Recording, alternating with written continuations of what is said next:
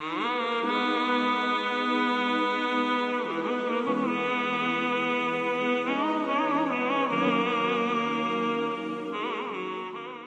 بعد فأعوذ بالله من الشيطان الرجيم بسم الله الرحمن الرحيم قال الله جل وعلا قل إن كنتم تحبون الله فاتبعوني يحببكم الله ويغفر لكم ذنوبكم والله غفور رحيم۔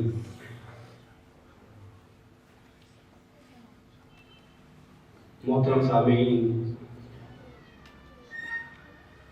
قرآن مجید کی تلاوت کردہ آیت کریمہ میں اللہ تعالیٰ فرماتے ہیں کہ اے نبی، لوگوں سے کہہ دیں کہ اگر تم اللہ سے محبت کرنا چاہتے ہو فاتبعونی، تو پھر میری اتباع کرو، میری پیروی کرو، اس سے تمہیں اللہ کی محبت حاصل ہوگی، اور اللہ کی محبت ہی حاصل نہیں ہوگی، میری اتباع کرنے سے اللہ تعالیٰ تمہارے گناہ بھی معاف کر دیں گے، اور اللہ تعالیٰ بہت معاف کرنے والے، بہت رحم کرنے والے ہیں۔ سامعین محترم، اللہ کی محبت آپ صلی اللہ علیہ وسلم کی اتباع میں ہے، یعنی محبت کا تعلق اتباع کے ساتھ ہے، پیروی کے ساتھ ہے، حکم ماننے کے ساتھ ہے۔ اور یہاں ایک چیز تو یہ ہے کہ آپ کو جس ذات سے محبت ہوتی ہے آپ اس کی اتباع کرتے ہیں، اس کی بات مانتے ہیں۔ دوسری بات یہاں سے یہ ثابت ہوئی کہ رسول کریم صلی اللہ علیہ وسلم نے ہم تک جو پیغام پہنچایا ہے وہ اللہ کا پیغام ہے، اس لیے کہ اللہ تعالیٰ فرماتے ہیں کہ مجھ سے اگر تم محبت کرتے ہو، مجھ سے محبت کرنا چاہتے ہو تو میرے نبی کی اتباع کرو۔ تو جب اللہ تعالیٰ اپنے نبی کی پیروی کا حکم دیتے ہیں، اتباع کا حکم دیتے ہیں، تو اس کا مطلب یہ ہے کہ یہ اللہ ہی کی پیروی ہے، یہ اللہ ہی کی اتباع ہے، یہ اللہ ہی کا حکم ماننا ہے۔ اور پھر محبت کو اور اتباع کو آپس میں ملا دیا، یہ نہیں کہا کہ اگر تم مجھ سے محبت کرنا چاہتے ہو تو میرے نبی سے محبت کرو، حالانکہ بات تو یہ بھی درست تھی۔ فرمایا کہ اگر مجھ سے محبت کرنا چاہتے ہو تو اے نبی سے کہہ دیں کہ میری پیروی کرو، میری بات مانو، میری اطاعت کرو، اتباع کرو۔ تو آیت مبارکہ یہ بتاتی ہے کہ محبت کا تعلق براہ راست اتباع کے ساتھ ہے، بات ماننے کے ساتھ ہے۔ اور رسول کریم صلی اللہ علیہ وسلم نے یہی بات بتائی، قرآن مجید نے اسی بات پہ زور دیا۔ آپ بارہا پڑھتے ہیں اطیعوا اللہ و اطیعوا الرسول، اطیعوا اللہ و اطیعوا الرسول، اللہ کی بات مانو، اللہ کے رسول کی بات مانو، اللہ کے پیچھے چلو، اللہ کے رسول کے پیچھے چلو، اللہ کی اتباع کرو، اللہ کے رسول کی اتباع کرو، اللہ کی پیروی کرو، اللہ کے رسول کی پیروی کرو۔ بارہا اتباع کا، پیروی کا، بات ماننے کا ذکر ہے۔ اور ایک مسلمان، اس کی محبت اطاعت کے ساتھ ہوتی ہے، پیروی کے ساتھ ہوتی ہے، بات مان کے ساتھ ہوتی ہے۔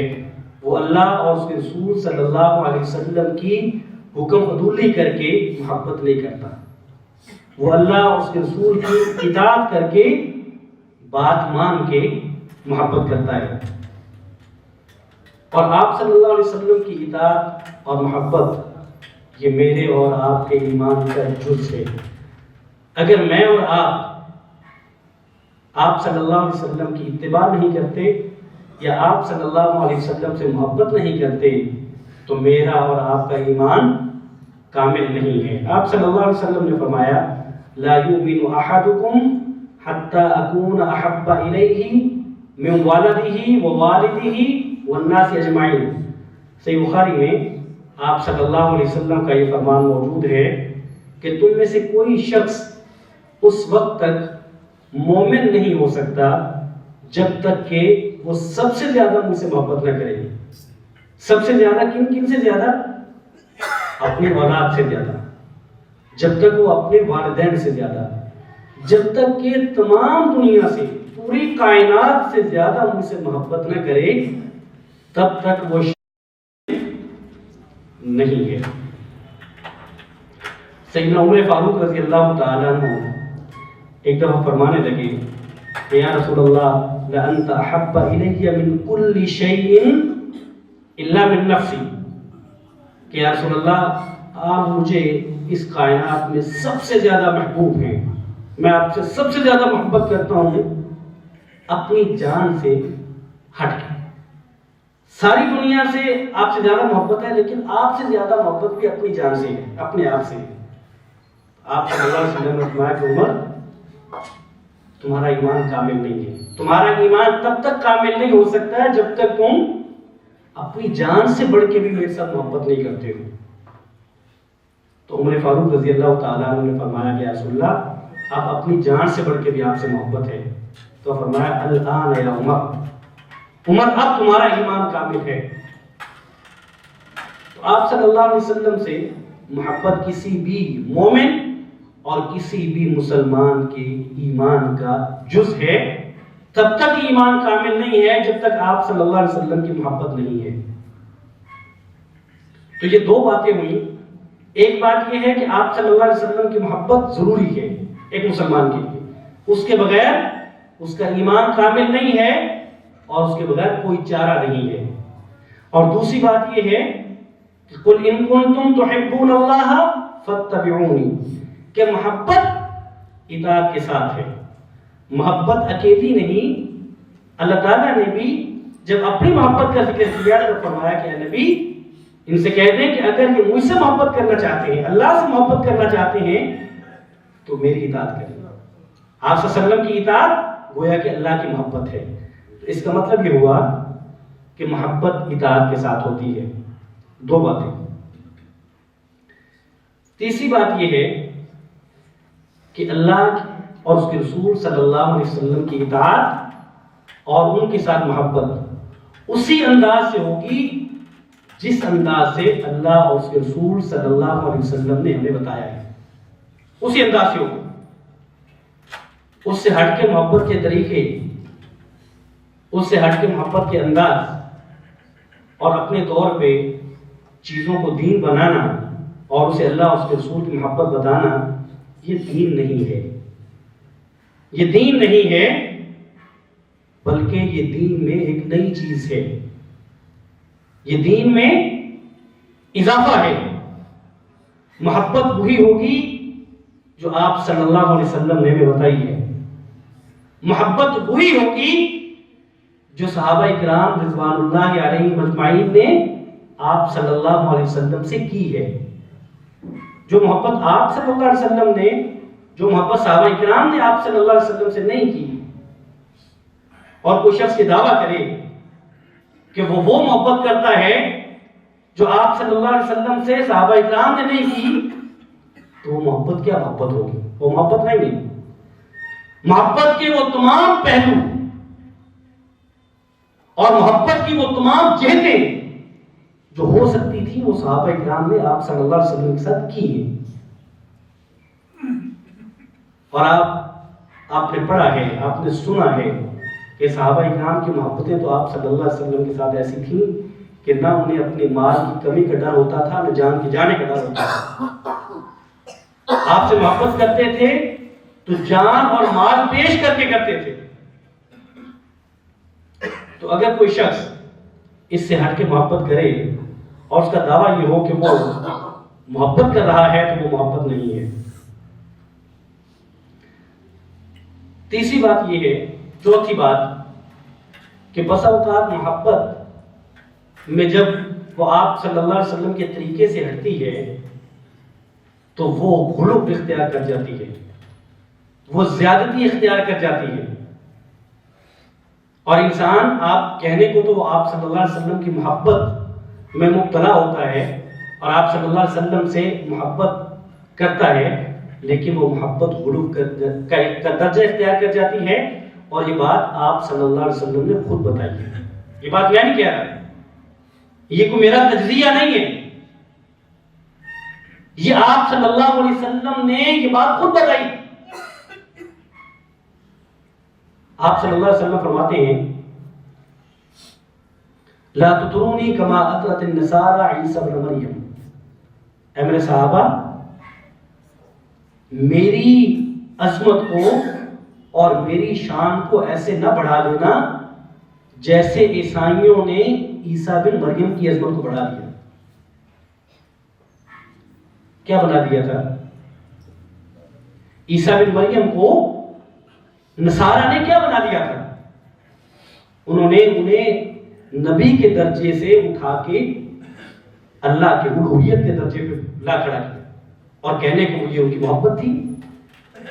یہ وہ محبت میں کرتے تھے، وہ آپ صلی اللہ علیہ وسلم سے محبت، عیسیٰ علیہ السلام سے محبت کرتے تھے، اور محبت میں انہیں اللہ کے درجے پر پہنچا دیا. تو آپ صلی اللہ علیہ وسلم کیا فرماتے ہیں؟ فرمایا انا عبد اللہ، میں اللہ کا بندہ ہوں. فقولوا عبد اللہ و رسولہ، مجھے اللہ کا بندہ اور اس کا رسول ہی کہو، اس سے زیادہ نہیں. میں اللہ کا بندہ ہوں اور اللہ کا رسول ہوں. تو مطلب یہ ہے کہ محبت کرنا ہے، یہ ضروری ہے، یہ لازم ہے، لیکن اسی طریقے سے ہوگی جس طریقے سے رسول اکرم صلی اللہ علیہ وسلم سے صحابہ کرام نے کی ہے، اور جس طریقے سے آپ صلی اللہ علیہ وسلم نے بتائی ہے. اگر ان راہوں سے ہٹ کے کریں گے، ان طریقوں سے، اس سنت سے ہٹ کے کریں گے، تو یہ غلو اختیار کر سکتی ہے جس طرح کی یہ کر چکی ہے. اور آپ صلی اللہ علیہ وسلم نے جس بات کو مثال بنا کے یہ بات ہمیں بتائی تھی کہ وہ محبت میرے ساتھ نہ کریے گا، اس طرح غلو نہ کریے گا جس طرح نصارہ نے عیسیٰ علیہ السلام کے ساتھ کیا ہے، تو وہ غلو آج مسلمانوں میں موجود ہے، وہ موجود ہے، اس کی مثالیں موجود ہیں. اور مسلمان اپنی محافل میں، اپنے دروس میں، اپنی تقاریر میں، اپنے شعروں میں اس بات کا اظہار کرتے ہیں، اور وہ آپ صلی اللہ علیہ وسلم کے ساتھ محبت کے نام پہ کرتے ہیں، اور آپ صلی اللہ علیہ وسلم کو اسی درجے پر لے جاتے ہیں جس درجے پر نصارہ عیسیٰ علیہ السلام کو لے گئے تھے. معروف شعر ہے آپ صلی اللہ علیہ وسلم کی محبت میں کہ وہی جو مستوی عرش کا خدا ہو کر اتر پڑا ہے مدینے میں مصطفیٰ ہو کر. یعنی جو عرش پر خدا ہو کر تو موجود تھا، جو ذات عرش پر خدا ہو کے مستوی تھی، وہی مدینے میں مصطفیٰ ہو کر اتر پڑی ہے. یہ ایک مثال ہے. ہماری محافل، ہماری مجالس اس طرح کے اشعار سے اور اس طرح کی باتوں سے اور اس طرح کی محبت سے بھری پڑی ہیں. حضرات گرامی قدر، جب کوئی شخص منمانی کرتا ہے، جب وہ اپنی مرضی کے محبت کے طریقے ڈھونڈتا ہے، تو پھر وہ لازمی طور پہ سیدھی راہ سے ہٹ کے گمراہی کے راستے پہ چل دیتا ہے. آپ صلی اللہ علیہ وسلم کے ساتھ محبت، میں بار بار کی ذکر کر رہا ہوں کہ آپ صلی اللہ علیہ وسلم کے ساتھ محبت وہی ہوگی جو آپ صلی اللہ علیہ وسلم نے بتائی ہے. آپ صلی اللہ علیہ وسلم کے ساتھ محبت وہی ہوگی، وہی محبت دین ہے جو صحابہ کرام نے آپ سے کی ہے. جو نہیں کی، اس میں کوئی شخص یہ کہے کہ اس میں حرج کیا ہے، اس میں برا کیا ہے، اس میں سب کچھ برا ہے. اگر وہ محبت صحابہ نے نہیں کی تو سب کچھ برا ہے. اگر اس کے کرنے کا رسول کریم صلی اللہ علیہ وسلم نے حکم نہیں دیا تو برا ہے، اس میں اچھا کچھ نہیں ہے. اچھا تھا تو وہ آپ صلی اللہ علیہ وسلم کی اتباع تھی، اچھی تھی تو وہ آپ صلی اللہ علیہ وسلم کی پیروی تھی.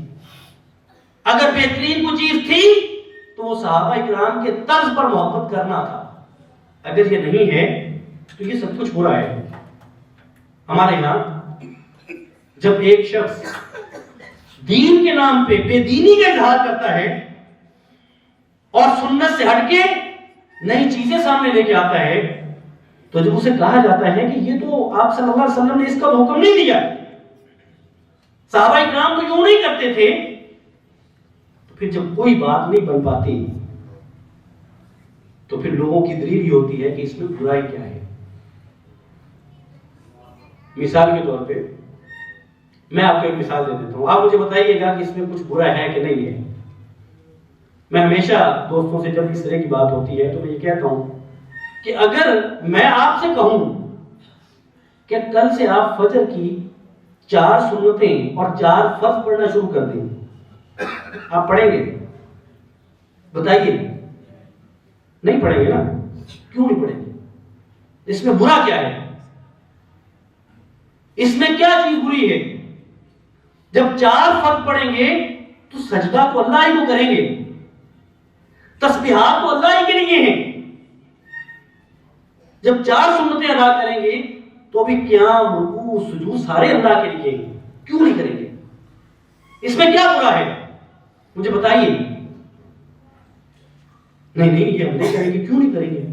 یہ ہے اتنی، بھی ہے اتنی کا مطلب کیا ہے اتنی کا مطلب یہ ہے کہ رسول اکرم صلی اللہ علیہ وسلم نے بتائی اتنی ہے، اس سے زیادہ کر ہی نہیں سکتے، گنجائش ہی نہیں ہے۔ باوجود اس کے کہ تسبیحات اللہ کے لیے ہیں، باوجود اس کے کہ وہ سجدہ، رکوع، قیام اللہ کے لیے ہے، نہیں کر سکتے، بتائی نہیں ہے۔ آپ صلی اللہ علیہ وسلم کی سنت نہیں ہے، نہیں کر سکتے۔ جب نہیں کر سکتے تو پھر جو باقی کام ہم کرتے ہیں تو وہاں اس میں حرجی کیا ہے ہمارا؟ اس کو کہاں سے آ جاتا ہے؟ جب یہاں وہ نہیں آتا تو پھر باقی جگہ پہ کیسے آ جاتا ہے کہ اس میں حرجی کیا ہے؟ پڑھا تو قرآن ہی جا رہا ہے نا۔ ایک شخص فوت ہوا، اس کے گھر والے 1 دن کا اجتماع ہوا، پھر 3 دن بعد ہوا، پھر 7 دن بعد ہوا، پھر 40 دن بعد ہوا، اس میں پھل لائے جاتے ہیں، قرآن پڑھا جاتا ہے۔ جب یہ کہا جائے کہ یہ نہیں صحیح، اس میں حرجی کیا؟ قرآن کو پڑھ رہے ہیں، اس میں کوئی غلط تو نہیں کر رہے، قرآن کو پڑھ رہے ہیں۔ اس میں غلط یہ ہے کہ یہ قرآن آپ صلی اللہ علیہ وسلم نے نہیں پڑھا۔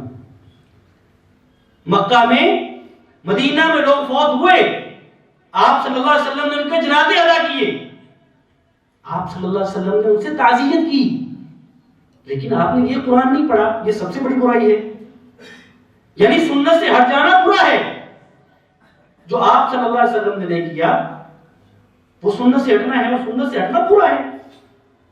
اور آپ صلی اللہ علیہ وسلم جب اس دنیا سے گئے ہیں تو صحابہ اکرام نے یہ نہیں کیا، اور صحابہ اکرام جب آپ موجودگی میں اس دنیا سے گئے ہیں تو آپ صلی اللہ علیہ وسلم نے نہیں کیا۔ اور آپ صلی اللہ علیہ وسلم نے جو دین ہمیں سکھایا ہے، جو احادیث ہمارے پاس موجود ہیں، ان میں یہ بات موجود نہیں ہے۔ تو اس لیے وہ چیز بری ہے، وہ چیز دین نہیں ہے، وہ چیز درست نہیں ہے جو اللہ کے رسول صلی اللہ علیہ وسلم نے ہمیں نہیں سکھائی، جو صحابہ اکرام نے جس پر عمل کر کے نہیں دکھایا، وہ نئی چیز ہے، اور نئی چیز کو بدعت کہتے ہیں۔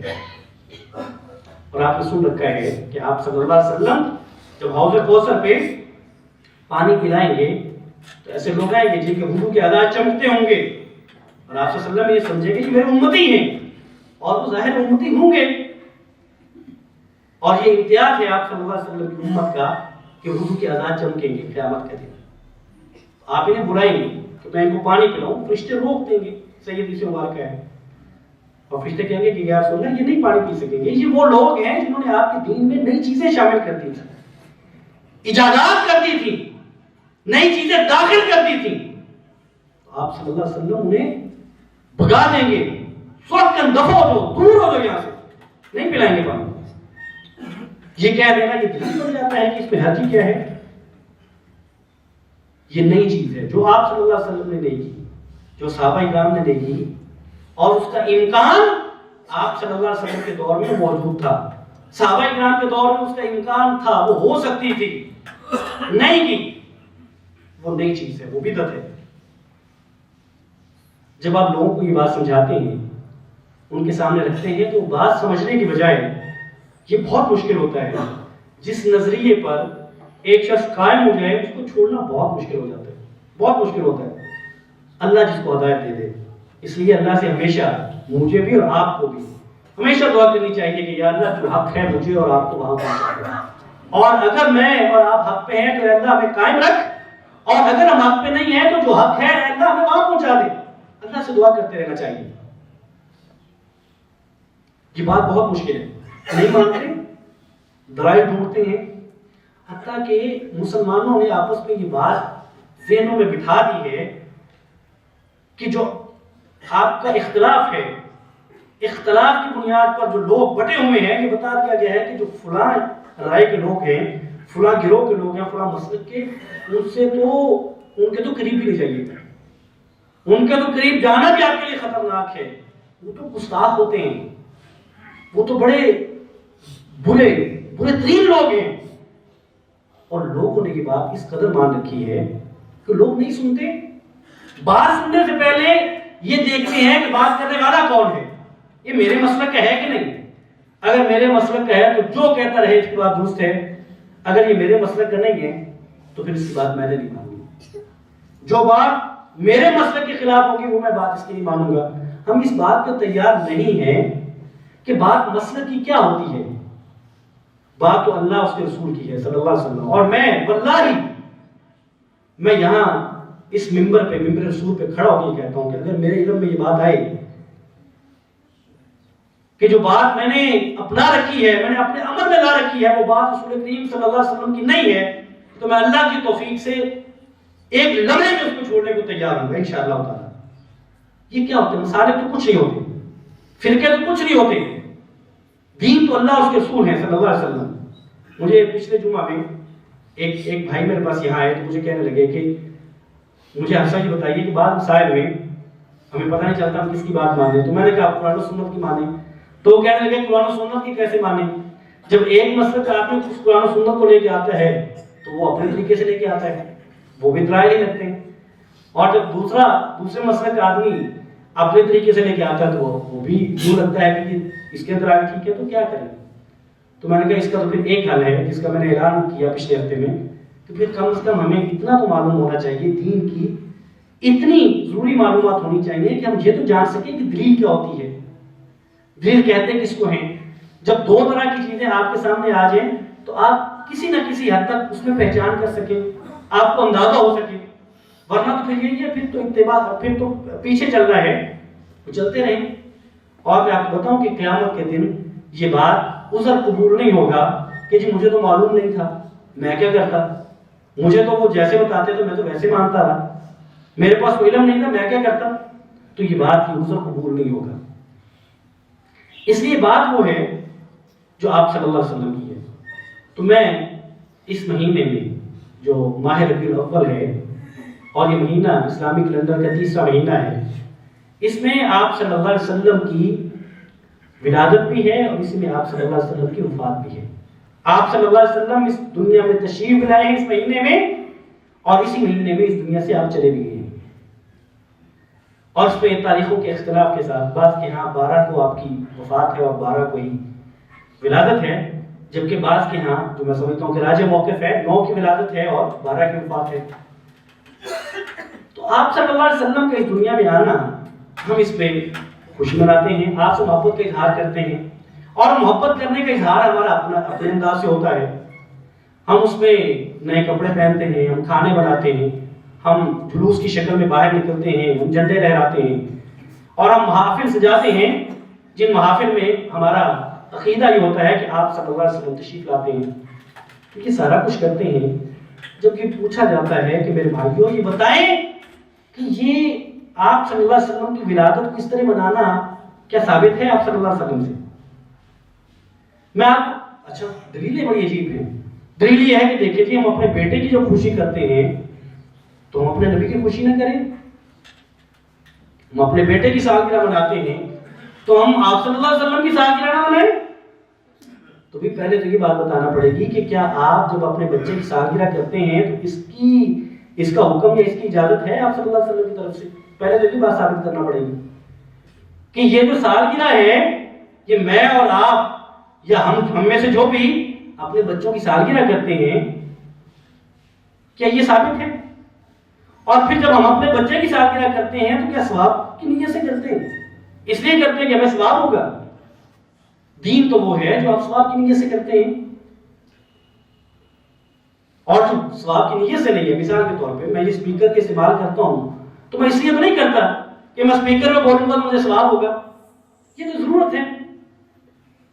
اب جب میں یہ سمجھوں کہ اسپیکر میں بات کرنا ہی ثواب کا باعث ہے تو پھر آپ کہہ سکتے ہیں کہ یہ بات میں غلط کر رہا ہوں، کیونکہ آپ صلی اللہ علیہ وسلم اگر یہ ثواب کا باعث ہوتا تو آپ صلی اللہ علیہ وسلم اس کو ضرور کرتے. جب آپ نے نہیں کیا تو یہ ثواب کا باعث نہیں ہے، ضرورت ہو سکتی ہے. اس لیے حضرات گرامی قدر، آپ صلی اللہ علیہ وسلم اس دنیا میں تشریف لائے اور آپ صلی اللہ علیہ وسلم کی 23 سالہ زندگی نبوت کی زندگی ہے. ان 23 سالہ زندگی میں ایک دفعہ، یعنی 23 دفعہ نہیں، اگر کوئی بھائی اس بات کو سمجھ سکے، 23 دفعہ نہیں، ایک دفعہ بھی آپ صلی اللہ علیہ وسلم نے اس دن کو ایسے نہیں بنایا. اس دن کو خوشی کے لیے نہیں بنایا. اس دن میں صحابہ کرام نے نئے کپڑے نہیں پہنے. اس دن میں آپ صلی اللہ علیہ وسلم نے انہیں جلوس نکالنے کا حکم نہیں دیا. آپ صلی اللہ علیہ وسلم کی زندگی میں آپ کی بیٹیاں تھیں، آپ نے کبھی ان کی سالگرہ نہیں منائی. آپ نے اپنا ولادت کا دن نہیں منایا. صحابہ کرام آپ صلی اللہ علیہ وسلم کے بعد ایک عرصے تک زندہ رہے. کسی ایک صحابی نے 1 لاکھ سے زائد صحابہ میں سے کسی ایک، سب نے نہیں، کسی ایک سے بھی ثابت نہیں ہے. حضرات گرامی قدر، یہ آپ صلی اللہ علیہ وسلم سے محبت کا اظہار ہوتا اور یہ واقعتاً عید ہوتی تو عید کے بارے میں بتاؤں کہ صحابہ کرام نے جو عیدیں ہیں، جس کو عید الفطر کہتے ہیں اور عید الاضحیٰ کہتے ہیں، آپ کتنے احکامات سنتے ہیں کہ عید کے لیے آپ صلی اللہ علیہ وسلم نے غسل کرنے کا حکم دیا کہ غسل کر کے آئیں، نئے کپڑے پہن کے آئیں، راستہ بدل کے آئیں اور نماز پڑھیں، عیدگاہ میں جا کے پڑھیں، اور وہ خواتین بھی دعا میں شامل ہو جائیں جو پاکیزگی کی حالت میں نہیں ہیں. اتنی رکعات ہیں، اتنی تکبیریں ہیں، یہ کھانا ہے، یہ پینا ہے، یہ پہلے کرنا ہے، یہ بعد میں کرنا. ایک ایک چیز ملتی ہو اور ہم کہیں کہ یہ عید ان عیدوں سے بڑی ہے اور اس کے بارے میں ہمیں ایک بھی چیز نہ ملے. یہ کیسے بڑی عید ہے؟ حضرات گرامی قدر، یہاں معاملہ محبت کا نہیں ہے. آپ کی بات محبت میں کہہ جاتے ہیں، لیکن معاملہ تو اتباع کا ہے، معاملہ تو آپ کی پیروی کا ہے. اگر یہ واقعتاً سب سے بڑی عید تھی تو آپ بتا سکتے ہیں کہ اس کو آپ صلی اللہ علیہ وسلم نے بتانے سے چھپا لیا. اگر یہ عید تھی اور ان عیدوں سے بڑی عید تھی تو یہ صحابہ کرام کو کیوں نہ بتائی؟ نعوذ باللہ، آپ نے دین چھپایا، نہیں بتایا. کیا کہنا چاہتے ہیں آپ؟ اور اگر آپ صلی اللہ علیہ وسلم نے اس کو بطور دین کے بتایا تو اس کو صحابہ نے آگے منتقل نہیں کیا. کوئی ایک صحابی بھی نہیں کرتا. اور ان صحابہ میں سے وہ صحابہ ہیں جو عمر فاروق رضی اللہ تعالیٰ عنہ، یوں لگتا تھا کہ فلاں شخص نے ابھی آپ کی توہین کی ہے تو کہتے تھے تلوار یا رسول اللہ حکم دے میں اس کی گردن اتار دوں، اس قدر محبت ہے. اور عمر فاروق قریب آدھی دنیا کے حکمران رہتے ہیں، چاہتے تو آدھی دنیا کو جگمگا دیتے، روشن کر دیتے، آدھی دنیا میں نواح و اقسام کے کھانے بناتے. دولت بھی تھی، اختیار بھی تھا، محبت بھی تھی، سب کچھ ہم سے زیادہ تھا. کیوں نہ کیا؟ وجہ کیا تھی؟ کوئی شخص بتا سکتا ہے؟ اور صحابہ کرام کے بعد تابعین، آپ صلی اللہ علیہ وسلم فرماتے ہیں خیر القرون قرنی ثم الذین یلونہم ثم الذین یلونہم، بہترین زمانہ میرا زمانہ ہے، میرے زمانے کے لوگ ہیں، پھر ان کے بعد آنے والے ہیں، پھر ان کے بعد آنے والے ہیں. جتنے لوگوں کو، جتنے طبقات کو آپ صلی اللہ علیہ وسلم بہترین لوگ کہتے ہیں، ان میں سے کوئی ایک شخص بھی نہیں کرتا. ہم بضد ہیں کہ نہیں یہ دین ہے، ہم بضد ہیں کہ جو منع کرتے ہیں وہ فرقہ واریت کرتے ہیں، ہم بضد ہیں کہ جو منع کرتے ہیں وہ آپ صلی اللہ علیہ وسلم سے محبت نہیں ہے. حضرات گرامی قدر، مجھے یہ بتائیے کہ اگر یہ محبت ہے اور محبت کا اسی طرح اظہار ہوتا ہے تو کیوں نہ کیا؟ صحابہ کرام نے نہیں کیا. تابعین نے نہیں کیا، محدثین نے نہیں کیا، ائمہ اربعہ نے نہیں کیا، امام مالک، امام شافعی، امام احمد بن حنبل اور امام ابو حنیفہ رحمۃ اللہ علیہم، چاروں میں سے کسی نے نہیں کیا۔ سفیان ثوری نے نہیں کیا، دوزاری نے نہیں کیا، امام بخاری نے نہیں کیا، کسی نے نہیں کیا۔ حضرات وہ کیسا دین ہے، وہ کیسی محبت ہے جو تک منتقل کرنے والے جتنے لوگ ہیں وہ سارے اس طرح محبت کا اظہار نہیں کرتے۔ بتائیے اگر یہ ثواب ہوتا، اگر یہ دین ہوتا، اگر یہ عید ہوتی، اگر یہ نیکی ہوتی تو کیا یہ لوگ نہ کرتے؟ کیا کہنا چاہتے ہیں کہ ان کو معلوم نہ تھا کہ وہ کرنا نہیں چاہتے تھے؟ انہیں معلوم بھی تھا، وہ کرنا بھی چاہتے تھے، لیکن محبت کا یہ انداز آپ صلی اللہ علیہ وسلم کا بتایا ہوا نہیں تھا۔ آپ صلی اللہ علیہ وسلم نے اس انداز سے محبت کرنا صحابہ کو سکھائی نہیں تھی۔ صحابہ اکرام نے آپ صلی اللہ علیہ وسلم سے اس انداز میں محبت کی نہیں تھی۔ اس لیے دین قرآن و سنت کا نام ہے، میری بات کا نام دین نہیں ہے۔ جو بات میں آپ کے سامنے کرتا ہوں میں اس بات کا پابند ہوں کہ جب آپ مجھ سے پوچھیں تو میں آپ کو بتاؤں کہ یہ بات میری نہیں ہے، یہ اللہ اس رسول کی ہے صلی اللہ علیہ وسلم۔ میں اس کا ریفرنس، اس کا حوالہ آپ کے سامنے رکھوں۔ لا حرج یہ کوئی دلیل نہیں ہوتی، اس میں کیا حرج ہے، اس میں کیا برائی ہے؟ دلیل اللہ اس رسول کی بات ہے صلی اللہ علیہ وسلم۔ وہی دوست جنہوں نے مجھ سے پوچھا، مجھے کہنے لگے کہ میں نے جب ایک صاحب سے کہا کہ مجھے دلیل دیں تو میرے استاد تھے، تو انہوں نے کہا کہ لوگ دلیل ہی تو ہر چیز تھوڑی ہوتی ہے، دلیل تو شیطان نے بھی دی۔ جب اللہ تعالیٰ نے شیطان سے کہا کہ آدم کو سجدہ کرو تو اسے بھی تو دلیل دی تھی، میں اس سے بہتر ہوں، تو میں نے کہا بیٹا وہ دلیل نہیں تھی، دلیل تو اللہ اس کے رسول کے حکم کو دلیل کہتے ہیں۔ جب اللہ کا حکم آ گیا تھا نا اس کو سجدہ کرو، یہ دلیل تھی۔ جو اس نے کہا تھا وہ تو اس نے مغز باری کی تھی، وہ تو اس نے یہی کام کیا تھا جس میں حرج کیا ہے، اس نے اپنی بات کی تھی۔ دلیل اللہ اس کے رسول کا حکم ہے، اور وہاں دلیل آدم علیہ السلام کو سجدہ کرنا تھا، یہ دلیل تھی۔ دلیل یہ نہیں تھی کہ شیطان نے جو کہا وہ دلیل تھی۔ تو اس لیے دین اللہ اس کے رسول کی بات کا نام ہے، قرآن و سنت کا نام ہے، اس سے ہٹ کے دین نہیں ہے۔ کوئی شخص آپ کو لاکھ کہتا رہے کہ اس میں حرج ہی کیا ہے، میں دوہرا دیتا ہوں چونکہ ہمارے نمازی آخر وقت میں پہنچتے ہیں، میں بات کو خلاصتاً دوہرا دیتا ہوں کہ ہمارے ہاں یہ جو بات ہے کہ اس میں حرج کیا ہے، یہ دلیل درست نہیں ہے، یہ بات ٹھیک نہیں ہے۔ حرج یہ ہے کہ اللہ کے رسول نے نہیں بتایا، سب سے بڑا حرج ہے اللہ کے رسول صلی اللہ علیہ وسلم نے کام نہیں کیا، ہم کریں، اس میں حرج ہی حرج ہے۔ اور میں نے مثال کے طور پہ آپ کے سامنے یہ بات رکھی کہ اگر میں آپ لوگوں سے کہوں کہ آپ فجر کے 4 فرض پڑھا کریں اور 4 سنتیں پڑھا کریں، آپ نہیں پڑھیں گے، حالانکہ اس میں حرج کوئی نہیں ہے۔ ان معنوں میں جن معنوں میں ہم کہتے ہیں کہ کیا حرج ہے، اس معنوں میں کوئی حرج نہیں ہے۔ سجدہ اللہ کو کرنا ہے، رکوع اللہ کے سامنے کرنا ہے، جھکنا اللہ کے سامنے ہے، قیام اللہ کے لیے ہے، تسبیحات اللہ کے لیے ہے۔ پھر بھی ہم 4 فرض نہیں پڑھیں گے، کیوں؟ اللہ کے رسول نے نہیں بتایا صلی اللہ علیہ وسلم۔ تو جو بات آپ صلی اللہ علیہ وسلم نے نہیں بتائی، جو بات صحابہ کرام نے نہیں کی، اس میں حرج ہی حرج ہے۔ سنت کا اتباع اسی میں بھلائی ہے، اسی میں کامیابی ہے، اور سنت سے ہٹ جانا آپ صلی اللہ علیہ وسلم کے طریقے سے، صحابہ کرام کے منہج سے، اور محدثین اور ہمارے اسلاف کے طریقے سے ہٹ جانا، اس میں گمراہی ہے۔ ہدایت اللہ اس کے رسول کے راستے میں ہے، ان کی پیروی میں ہے۔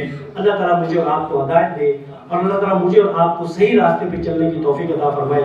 مجھے اور آپ کو توفیق عطا فرمائے کہ ہم وہ محبت کریں جس کا تقاضا اللہ اس کے رسول نے ہم سے کیا ہے، اور وہ کیا ہے کہ قل ان کنتم تحبون اللہ فاتبعونی، کہ اے نبی سے کہہ دے کہ اگر تم مجھ سے محبت کرنا چاہتے ہو، یعنی اللہ سے محبت کرنا چاہتے ہو، تو میری پیروی کرو۔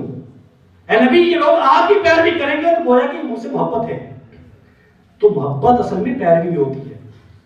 اب ایک شخص جو ہے وہ نمازوں کی پابندی نہ کرتا ہو، وہ شخص حلال حرام کی تمیز نہ کرتا ہو، وہ شخص اپنے شب و روز میں اللہ اس کے رسول کے فرامین کو فراموش کر دیتا ہو، لیکن ایک سال بعد وہ گھر میں جھنڈیاں لہرا دے، قمقمے جلا دے اور وہ کھانے بنا دے، تو کیا یہ محبت ہے؟ محبت آپ کی پیروی ہے، محبت آپ کی اطاعت ہے، ہر لمحے ہے، ایک سال بعد نہیں ہے، ہر لمحے۔ جب آپ یہاں تشریف لائے ہیں تو یہ آپ کی محبت ہے، یہ آپ سے محبت ہے کہ آپ یہاں جمعہ پڑھنے کے لیے آئے ہیں. آپ اصل وقت آئیں گے تو یہ محبت ہے. آپ جاتے ہوئے جھوٹ نہیں بولیں گے, آپ چگلی نہیں کریں گے, غیبت نہیں کریں گے, مسلمان کو ظلم نہیں کریں گے. آپ صلی اللہ علیہ وسلم سے وہ محبت کرتے ہیں. تو اللہ مجھے اور آپ کو توفیق عطا فرمائے کہ ہم آپ صلی اللہ علیہ وسلم کی پیروی کر کے محبت کریں. ہم آپ صلی اللہ علیہ وسلم سے ان طریقوں پر محبت کریں جن طریقوں پر آپ نے سکھائی ہے. ہم آپ سے ان طریقوں پر محبت کریں جن طریقوں سے صحابہ کرام نے کی ہے. وآخر دعوانا الحمدللہ رب العالمین.